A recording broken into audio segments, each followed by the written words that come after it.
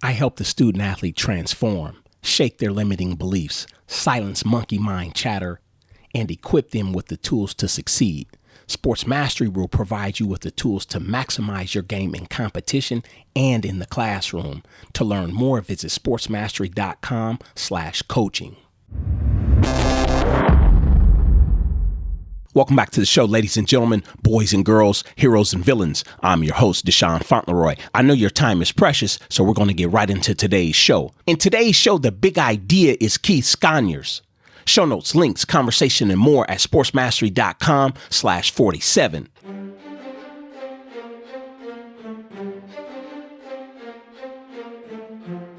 Now, we got a lot of ish to cover today. Now, I could tell you that Keith played basketball at Portland State from 2002 on a full ride scholarship to 2006. I could tell you that he graduated from Portland State. I could tell you that he owns 2 businesses in the Portland metro area. I could tell you some things that he learned from a drug dealer that taught him a lot about sales. I could tell you about basketball preparation today, but we're going to talk about leadership development. We're going to talk about transition management. We're going to talk about the benefits of having a mentor. We're going to talk about skill development. We're going to talk about career planning. And finally, Keith is going to share some advice, strategies, and tips for the youth, high school, and collegiate entrepreneur. Now, as I said before, the big idea today is Keith Sconiers. Who is Keith Sconiers? Keith Sconiers is the owner of Northwest Advisory Group, a company that's dedicated to helping businesses control overhead expenses such as merchant services, insurance, marketing, and technology, while also helping them retain more customers. Who is Keith Sconiers? Owner of Pivot Consulting Group, a place that offers tools, resources, and coaching to help student athletes achieve success on and off the court, field, diamond, and track, despite their ongoing challenges or challenges that the young student athlete face today. So without further ado, I want to bring onto the show Keith Sconiers. Keith, tell us what you're up to today. What's going on with you? Wow, man. So, today, so far, I've actually had a meeting with an accounting firm to go through P&L statements for clients. And that was a great relationship that was introduced by one of my existing clients. So I've been down there and actually in Southeast Portland. And then I have another meeting this afternoon with an insurance agency through the process that we take companies through.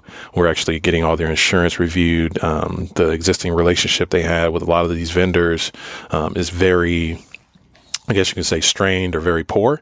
And so what we're doing is helping them tie all those things in together and provide oversight to all those different areas. So very busy looking through documents and, phone bills and internet bills for a lot of the clients we're working with and introducing them to industry experts. So that's what I have going on today. You know, that's awesome, man. One of the things that I can appreciate about having you on the show and that a lot of young athletes don't get to see, one, you being an African and American male. 2, you're working in the financial industry and you're helping businesses and you have a college degree. Tell us a little bit more about Northwest Advisory Group. Yeah. So initially, when I first got out of school, just to give you a background, when I first got out of school, initially I wanted to be a social worker. So I studied sociology. I did an internship and it didn't go it wasn't what I thought it was going to be from a social work perspective. And so I went into sales. And so when I went into sales, I eventually went to work for AT&T, worked there almost 4 years.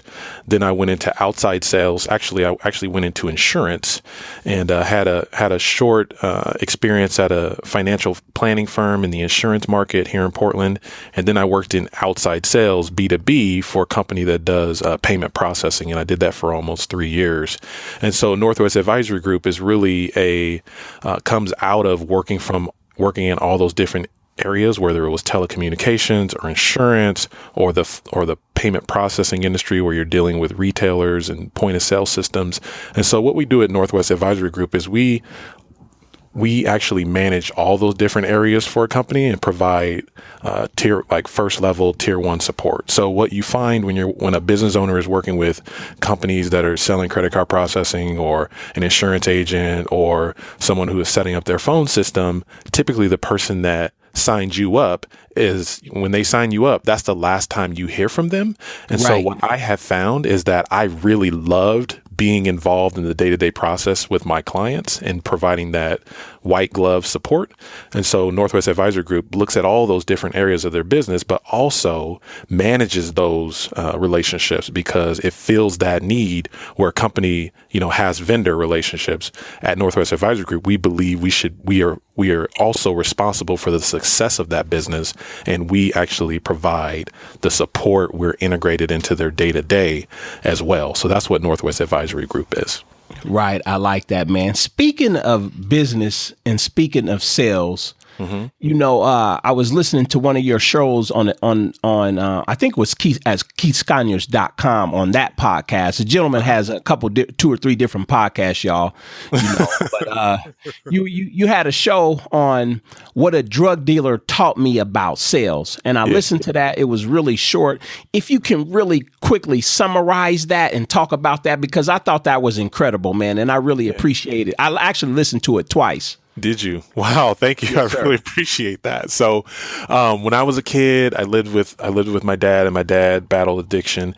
And just to give you some insight, I look back on that time as the greatest time in my life, because I probably saved my dad's life at that time, but it was also the most enriching point in my life. Now, what a drug dealer taught me about sales is that there was this guy that would drive through the neighborhood. He had this brand new car. He had gold rims. He had nice sound system. I mean, the ladies loved him, but he was moving drugs, and I was on the other side of that. Right. So the pain that I experienced on a day-to-day basis of seeing what addiction really looks like, I also saw what his lifestyle looked like. And so what it was for me was that whenever I took a sales position, I couldn't sell something I really didn't believe in and that I really couldn't get behind, because I didn't want to just sell something just to make the money, to get the nice car with the nice rims and the nice house, and then have people on the other side of that suffering as a result of my success. And so that's what, essentially what that story is about.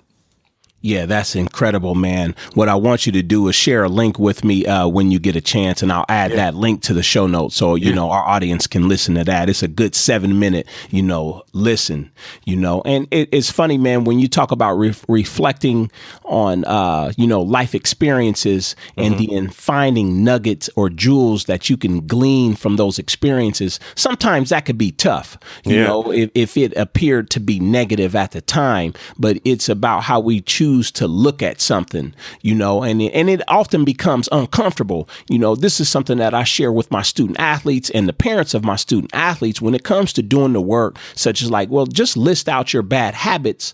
That can be uncomfortable to talk about that. But what I've often gotten out of my practices, and I'm sure this too, once you get things off your chest, you feel a lot better, and it kind of changes your perspective. So what I want to say is, if you're out there listening to this, don't be afraid to be in an uncomfortable situation, because that's when we learn the most. Try to take on a little bit more than you can handle from time to time. Try to do more work at the gym. Try to take another course. Instead of taking 15 units, take 18, or try 20 units. Some of the things I like to start my day with is with, a cold shower. I start off getting uncomfortable, talking to guys like you, reaching out to guests, but that's the only way we're able to grow. So I want to bring that back to Keith's story. It's probably uncomfortable when you first started discussing that story with people, or to bring that out, but you still did it. And man, I can tell you that I appreciate that. So if you're really listening, I'm telling you, get out of your comfort zone, and you will start to grow tremendously and at a faster pace. Keith, I wanted you to share some of your thoughts on leadership development, from growing up to getting a PSU to working for different companies and then starting your own companies, what you've learned along the path in terms of becoming a leader. Yeah, absolutely. So, as it relates to leadership, I will talk about the man that actually saved my life. So, when I started playing basketball when I was a sophomore in high school. Okay. It was the first time I played organized sports. Okay. The guy that got me started, his name is Von Webb, and he's a coach that's down in California. And, when he gave me the opportunity to play basketball, he told me, and he talked about a Division I scholarship. I didn't know, Deshaun, what Division I even meant. Okay. I had no idea what he was talking about. He said, you could be a Division I athlete. I didn't even know what it was. Right. I had no idea what he was talking about, but he was really excited about it. And he was going to Hawaii. He was taking the guys to Delaware. I played on the team with a guy named Deshaun Stevenson. During that time, him and a couple of other guys, Eddie Griffin, were the top two players in the country, right? So we were going everywhere. And at that time, my GPA was a 1.3, okay? I was playing around in class. I wasn't treating class the way it should be treated, right? Right. As it relates to leadership, the first thing he did is he absolutely cared about who I was as an individual. The number one thing, he was a very intense coach. He was very intense. His standards were high. I remember I was sitting in the car with him and he told me, he said, if you're not going to treat this serious, I can't mess with you. Right? Yes. That's one of the first things he told me. Okay. But because he cared about me, I did not want to let him down, and I brought it every time, and I brought it, right? And so as it relates to leadership, if you want to become a leader, the first thing you need to do is you need to care. Then you've earned the right to be intense. But if you don't care and it's all about you, then you can't influence, because people don't care how much you know. They care how much you care. And if they got that down, then you can lead and you can influence.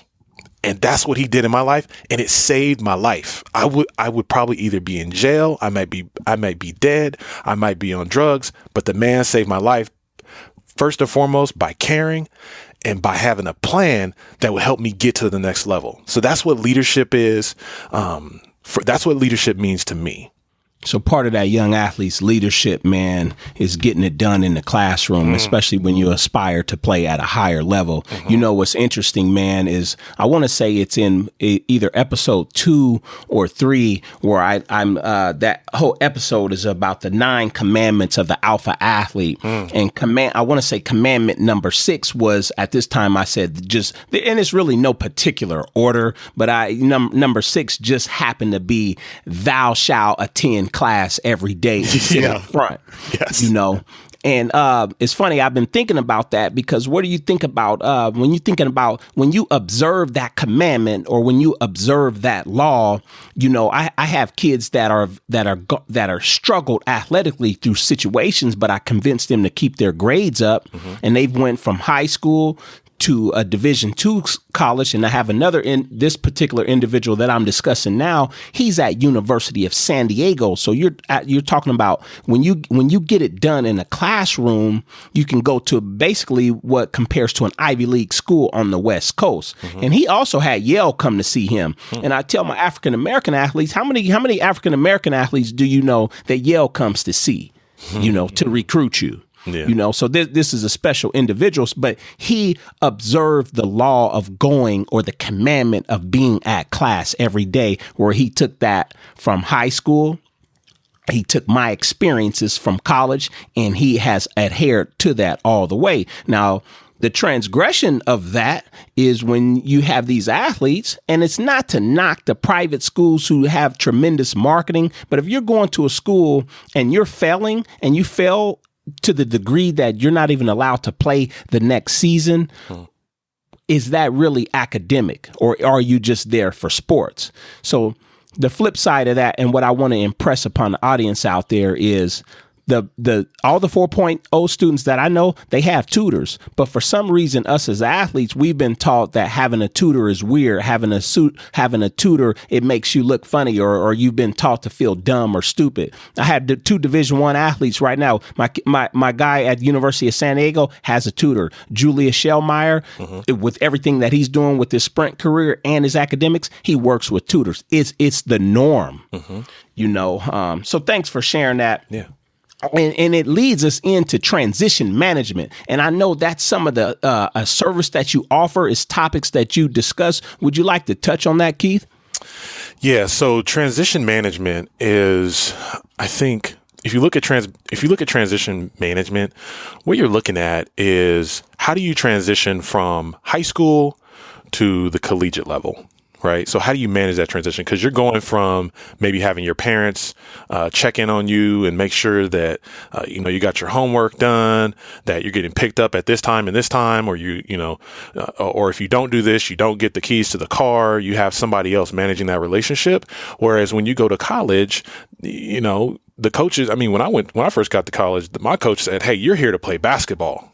Right? You're here to play basketball. You need to take care of your classroom stuff, but you're here to play basketball. Right. And then there's all that time in between that you have all that free time that you didn't have when you were in college. So the transition from that perspective is how are you planning on living your life as an adult now outside of the home? Right. And who's working with you with that? Most colleges don't have anything in place for that.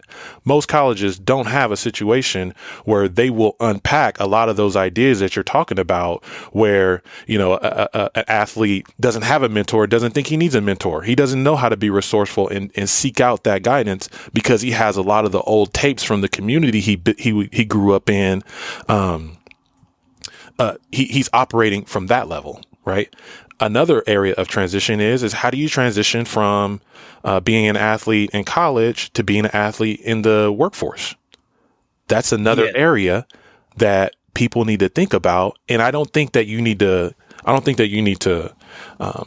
transition that, start focusing on transitioning at another time. I think that you need to live, like you need to already have a plan, and you need to already be building a career outside of athletics. You need to start monetizing who you are as an individual and understanding who you are, understanding what your values are before you get there. So that it doesn't become about transition management. It just becomes about you're just living your life and you're enhancing an area that's already built and developed versus ending your career and starting from ground zero. I think that you could be at ground, you could be at, 9 out of 10 instead of like 0 out of 10 as it relates to moving into another direction of your life or enhancing another area of your life. And so that's in regards to transition, those are some of the areas that I think we need to think about.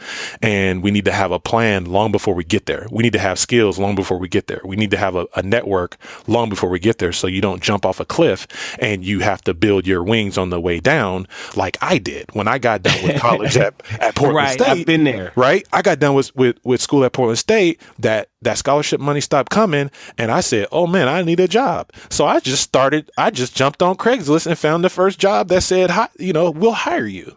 Right. And I was at that job for 6 months. And then I tried the next one. I was at that job for 6 months because I didn't even know what to look for in a job. I didn't know I didn't know that if they say we'll hire you on the first day, you probably shouldn't work there. Right.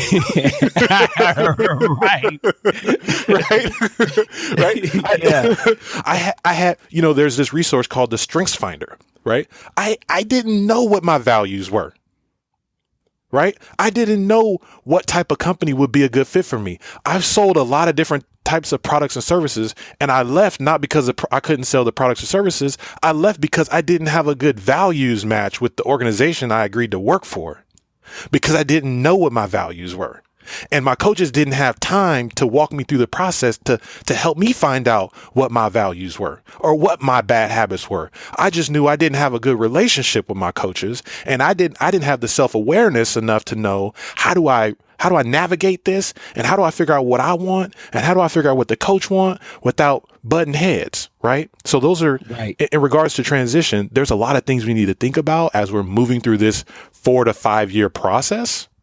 Because if we don't do the necessary work there, being in the classroom, being into, understanding who we are as an individual, what our values, strengths, failures, things we need to improve, then we're going to reach that point where we graduate and we're going to go take a job, right? And we're going to look successful, but we're going to be unhappy. Even though we're making $50, $60, $70, $80,000 selling pharmaceuticals for a company, we can still be unhappy, right? So there's a lot to unpack there. And I'm really Right. passionate about that, as you can tell. Right. So, And because the flip side is that you still have bills. So then you can wind up uh-huh. working at a job that you know you don't want to work at and you hate going there every day. But Hmm. you know that the rent has to be paid, the mortgage has to be paid. You have a car note now, you have to pay the insurance, you have Hmm. to eat, you have to pay gas, and you have all these different daily expenses. So Hmm. I can really appreciate what you're saying because it's one of the reasons, why sports mastery is in existence. Hmm. I didn't, as a student athlete, aspiring to go further, I didn't have somebody that could kind of be like a guide, a coach, or a mentor that who had been there before. It's one thing to have a Hmm. mentor, but when you don't have somebody who to talk to that didn't go through a college strength and conditioning program, didn't compete at the college level, never took college classes, it's kind of hard to relay that energy. So that's one of the things that I wanted to share with Sports Mastery and create this platform to where, I can offer my advice, share my experiences, and then my ongoing knowledge in terms of staying connected to student athletes and working with different people in the industry. So then I have people out there that they don't make the mistakes that I made growing up, and you make better decisions and you make your life easier because just like what you're talking about, I've worked at gas stations in the past. I've worked at Toys R Us toys. I've sold cars on 82nd. Hmm. You know what I mean? I've worked in print shops because when you don't have the right guide, coach, mentor, or even what I call a corner man, it's going to be hard for you to make your life. You want to go on the journey, but that journey could be so much better, Yeah. because it's tough when you don't know something and you don't even know that you don't know. That's Right. that's the most difficult part. You know what I mean? So I wanted to discuss, Keith, the benefits of having a mentor. You touched on that a little bit, man, but let's hear some more of that. Yeah. So, I have a couple of mentors, people that I talk to, and the importance of having a mentor is if you were to look at it as a landmine, if you were to sit on one side of if you were to stand on one side of a football field that had landmines, your mentor is someone who's on the other end of the field, who's already, lost an arm or something like that from stepping on a landmine. Now, you can decide to cross that you can decide to run down that football field all by yourself, or, you can call your mentor on the phone who's on the other end of that football field and say, don't step there.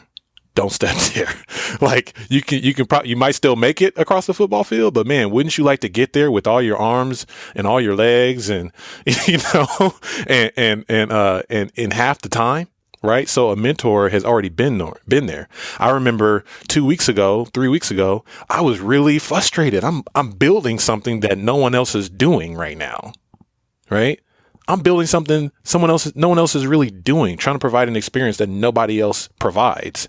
And I'm frustrated because I'm like, man, it's not working out. It's not working out yet. And I call my mentor on the phone and he's like, it took me 6 years to figure. I'm like, I'm 3 weeks in.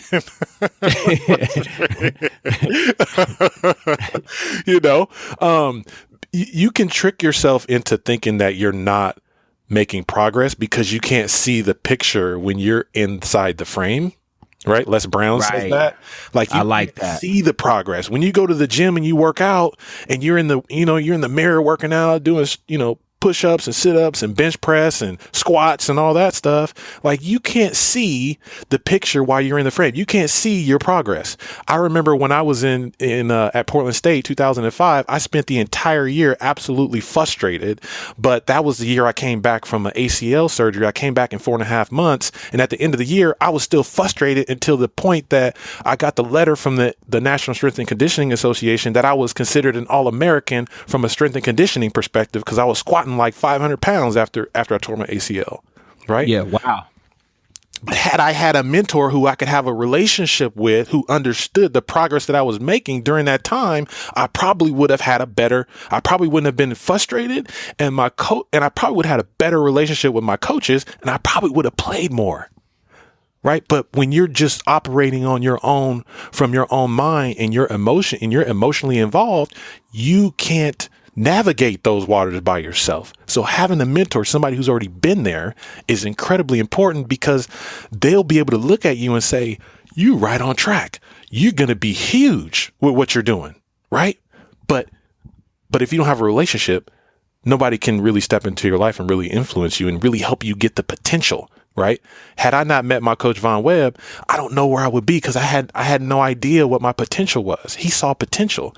You can't see your own potential a lot of times because it could be a blind spot. Right. Right. You know, and so that's the importance of a mentor is they are there to help you reach your potential. And if you don't open yourself up enough to have that relationship with the right person, obviously, then you can find yourself in a situation where, you're at the other end of the football, you're at the other end of the football field, but the clock already ran out.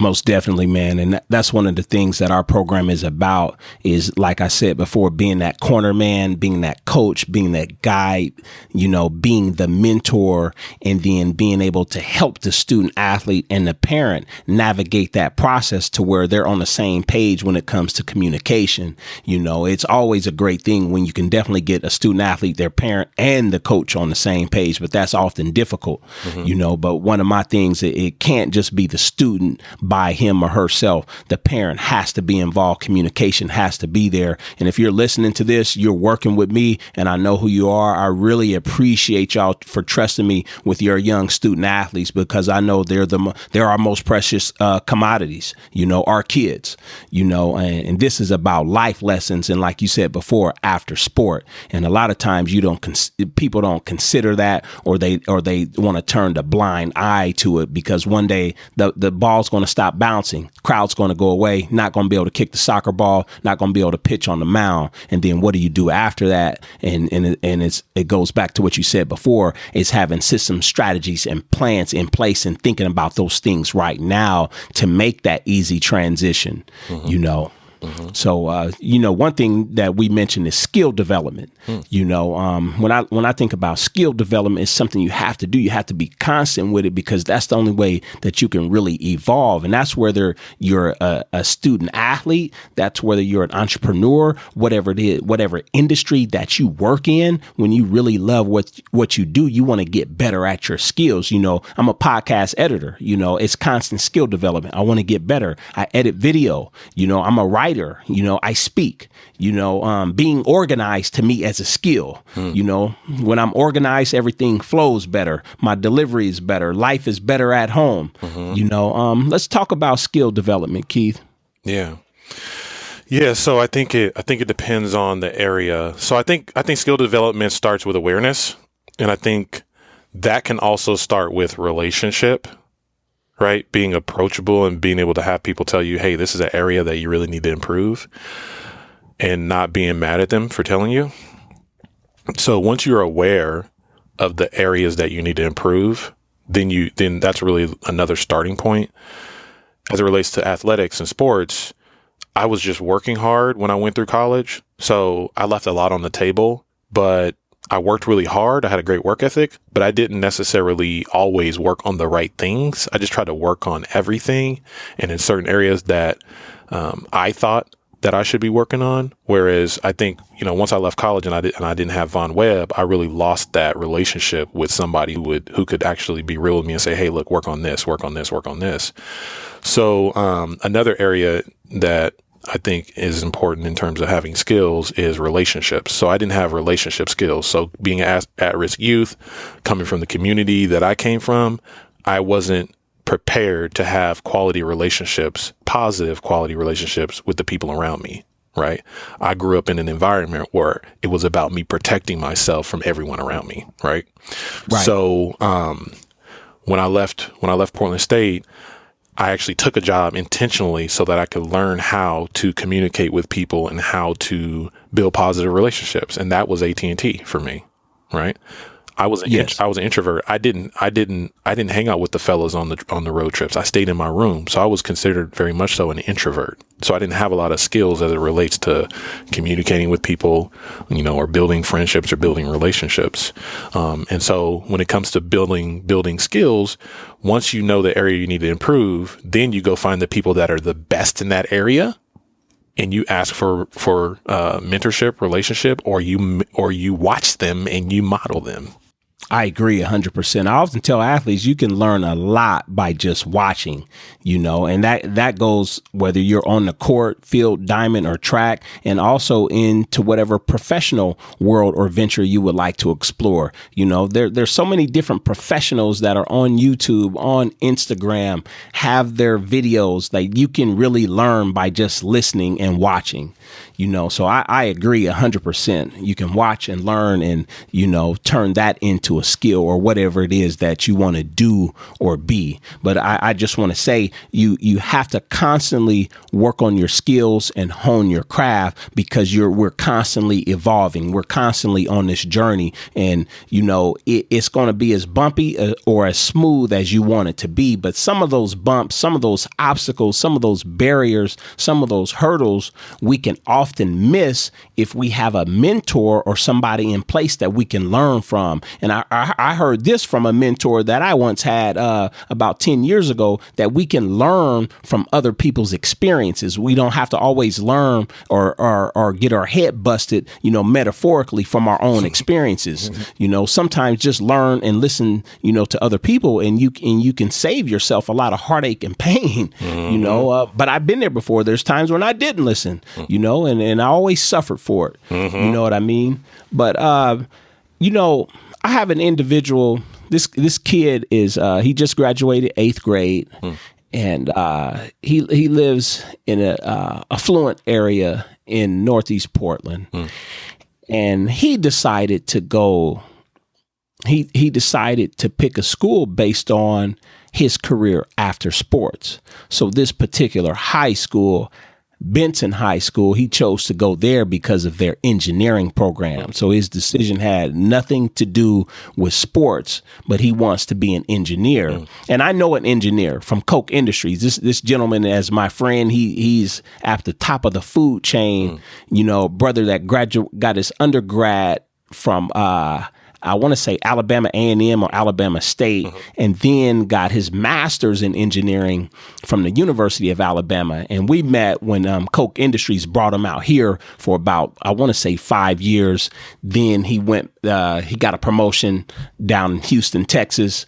And then he just recently received a promotion where he's back close to his hometown where he lives in Mississippi. But he commutes a couple times a month to Tampa, Florida, to oversee some of their plants down there. But when this particular young athlete told me about that, I'm like, hey man, I'm gonna put you on the phone with Brian and see if I can't get you a mentor, somebody that's an engineer and that sits in the boardroom, and I actually tried to call Brian on that day, but he didn't pick up. But those are some of the things that I try to do as far as like whatever they want to be. I want to connect them with people in that field or that industry. And I know that that's something that you mentioned or do with your services. Yeah. So I want to discuss career planning. Yeah. So I think career planning again I think career planning should start the day that you, the day you graduate from high school or even before that. But, if for example, what your strengths are, the industries that you're interested in, I don't think you need to make a decision right away, but I think what's important is that you start to build a network. Right. So as it relates to career planning, if you build a network and you already have experience in the off season where, you don't have any games, you're just training, then you can spend a couple of hours with people that are in the industries that you believe that you're interested in. I thought I wanted to be a social worker, so I made all my decisions based on being in social work. Right. I made all my decisions based on, oh man, I want to graduate from PSU because I really want to do social work. Well, I didn't end up doing social work. I ended up doing a different type of social work, which is sales. And so I really think it's really important to think about that and unpack that and not make the decision based on necessarily what I do, but what am I interested in? And then how can I go find the people that are doing what I already want to do and basically navigate it from the other end of the field, if you will. Like, okay, if I want to be an engineer, then first thing I want to do before I make any decisions, I want to go spend some time with the engineer. I want to go find out what is it going to take from an education perspective. I know a lot of people who say they want to be a doctor, or they want to be a dentist, but when they sit down and they find out what they're actually going to be doing, they're like, I don't necessarily want to do this. Right. I didn't know I was going to be doing this exactly. And then they've already spent, how much money on, on their education. And then what do? Then they're stuck working, taking some job because they have these student loans that they're a slave to. So, right.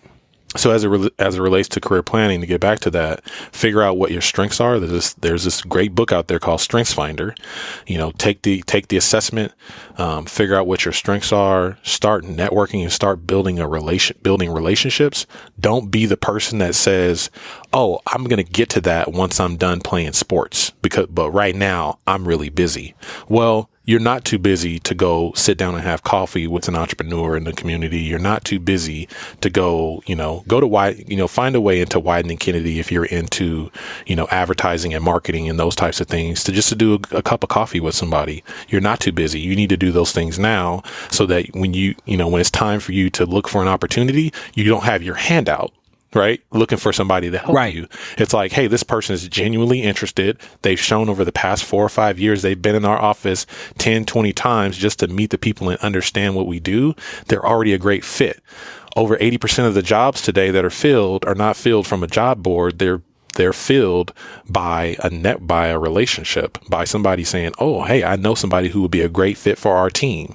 A lot of companies are moving in that direction, even though they're required to post those jobs. They never even look at those resumes. They're always asking their team at their meetings, "Who do you guys think would be a good fit for our culture?" In today's world, companies are competing based on culture. They're competing with other companies because everything else is a commodity. You can get everything from Amazon. The only companies that are doing well are those who have an excellent culture, and the way they build and protect that culture is by hiring from within. Who do you know who'd be a great fit for our culture? And if you're not building relationships with people from the time that you're a freshman going into college, by the time you get done, you're going to be competing with people who have already had 3, 4, 5 informational interviews and already know the team. And you're competing like, you're going to get in there and they're going to ask you questions, and you're going to answer those questions great. And you're going to come out of there and you're going to wonder why you didn't get the job. The reason you get the job, because you didn't have a relationship already and they hired somebody else from within.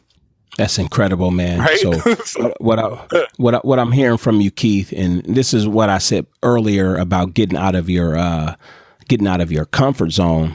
Student athletes, parents, if you're listening to this, encourage your student athletes. Student athletes, if you're listening to this, take the initiative. If you already know what industry or career path you want to get into after sports, or what you want to study in college, find some people that are already in that career or in that industry. And once you find those people, look them up on LinkedIn. Send them a message. Look them up on Facebook. Send them a message. Find them in Instagram if you're going into a certain field. Send them a message. So there's different ways, like Coach Sconiers is telling you right now, where you can reach out to people and start building relationships. If you're in the same town, go down to that office, that company, or that building, and introduce yourself. Get out of your comfort zone. Put on some clothes, that would be interview appropriate, and take your ass down there, and handle your business, right. But I promise you, good things will happen if you listen to this episode again, take some notes, and again, Keith Sconiers is on the show. I need you, if you really like the show, this is a 5-star show. This is 5-star. So take some time, go to Sports Mastery on iTunes, subscribe to the show, rate and review this show. Review this as a 5-star. Rate this as a 5-star. This gentleman is not 4-star. He's not 3-star. He's not 2-star. He's not 1-star. With everything that he's been through and what he's doing now, when we meet in person, we meet downtown at the Union Bank Tower on the 11th floor. This 5-star show, 5-star individual. I really appreciate you coming on, Keith. I have one more thing for you, man. What advice, strategies, or tips would you give to the youth, high school, or collegiate entrepreneur? Yeah. So number one thing, couple things, actually. There's 3 books you need to pick up. Okay. And I'm going to tell you why. So number one, you need to be serious about your education, not from a perspective of, your school education is really important, okay? But not from a perspective like you need to do this so that you have a plan B. No, we're talking about plan A. Plan A is who do you want to become, right? And understanding what that is, and then making every decision based on that. So the education about yourself is really important. Knowing who you are and what you want to become as a person, an individual, and what interests you is the most important thing. Then go pick up these three books that can help you along that way. Number one is The Relationship Edge. It's a friend of mine that I read his book and he changed my life. I wouldn't be in sales today, business development of any type, if it wasn't for this person. I've had personal one-on-one conversations with this man. This man has absolutely changed my life. It's called The Relationship Edge by Jerry Acuff. If you come from a community where you didn't have good models of how to build relationships, you need this book. The second book. Keith, how do you spell Jerry's last name? Acuff, Acuff. Okay, got you. And that second book was? Unleash the Power Within with Tony Robbins. The reason why I say that book, because our mind, our brains drive us emotionally, and it's how we make decisions. And if we don't manage our emotions, then we make decisions that are based on those emotions that don't give us the results that we want. Agreed. The third book is As a Man Thinketh. Why? The reason why I drive this home is because the entire time I was in college, I was thinking about how can I prove more of who and what I can accomplish as a player. And that is important, but it's not more important than the team. And it's not more important in a lot of scenarios than what the coach wants. If that conflicts with the coach's mission and it doesn't help it doesn't help the coach become who he wants to become, then you're going to be at odds with your coach and you're not going to play as much as you would like, or you're not going to be in the role that you want to be in. And that is also a reflection of what is that relationship looks like, which is why the first book is important, right? Right. Oh, and then by the way, that author is James Allen. Yes. I have that one, had it for years. But So ask James Allen, As a Man Thinketh by James Allen. So what am I thinking about, and who are the people I'm spending my time with? What are they thinking about? Because if they're not thinking about what I'm thinking about in terms of who I want to become as an individual and as a person, as a professional in the future, maybe I need to spend a little bit less time with them.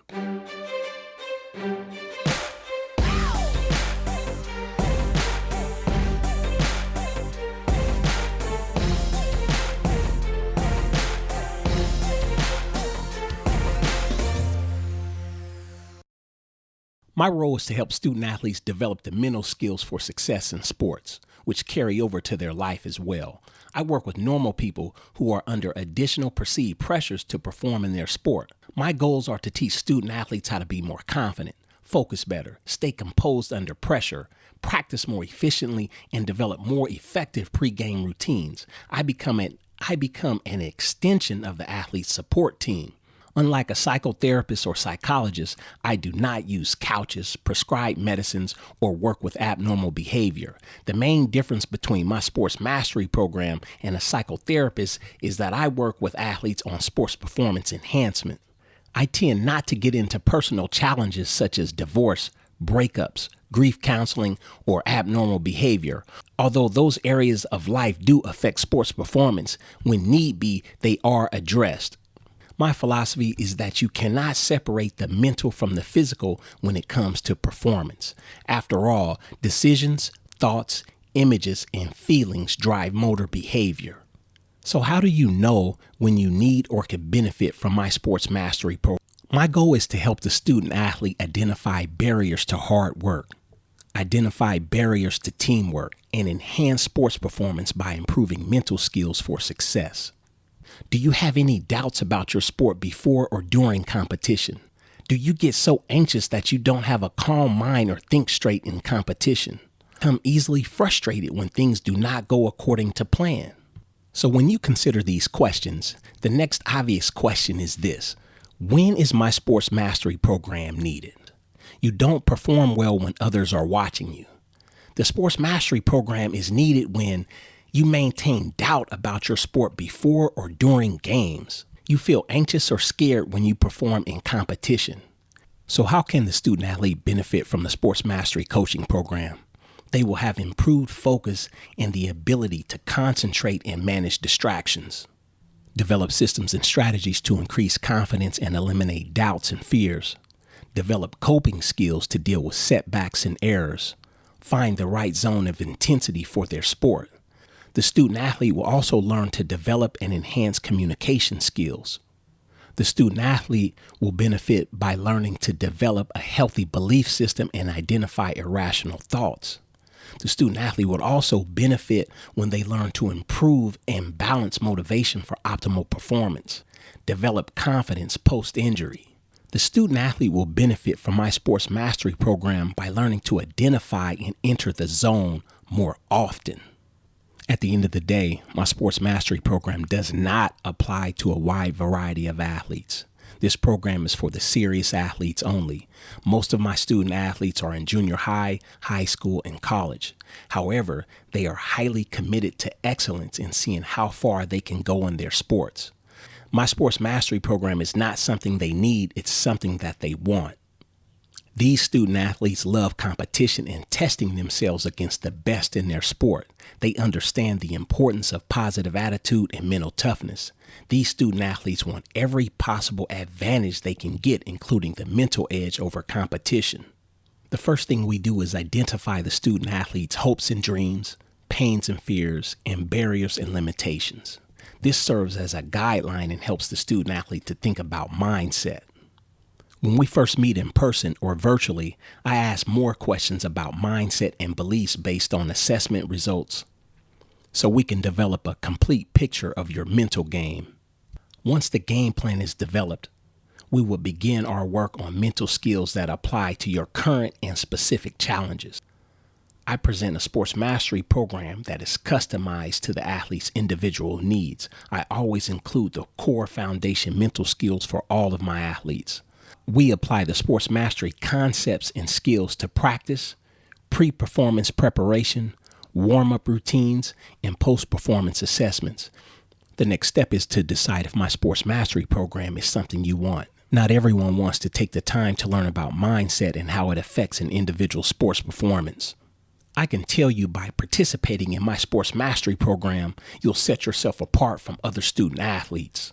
I help the student athlete transform, shake their limiting beliefs, silence monkey mind chatter, and equip them with the tools to succeed. Sports Mastery will provide you with the tools to maximize your game in competition and in the classroom. To learn more, visit sportsmastery.com/coaching.